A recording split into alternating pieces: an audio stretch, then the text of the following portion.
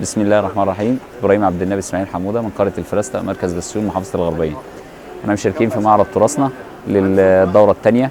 شاركنا في 2020 وحاليا في 2022، ومعنا بعض المنتجات اللي موجوده من الخزف، من الطواجن، ومن الحاجات الصحيه، وفي حاجات من الشغل الهاند بيد اللي موجود معانا زي الدبابات وزي الشمعدانات والحاجات اللي هي التراثيه البسيطه. الشغل بتاعنا الفخار ده قيمه اثريه، اقدم منها مهنه عرفها الانسان، مهنه تاريخيه. في حاجات دلوقتي الناس بدات تعملها، بتحرقها حرقه واحده ما بتبقاش صحيه.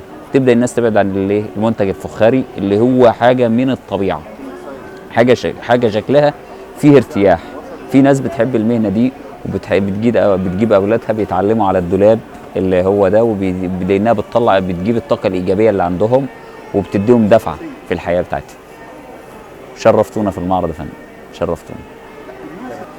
احنا موجودين في مركز بسيون، قريه الفرستة تحديدا، بين بسيون وبين كفر الزيات.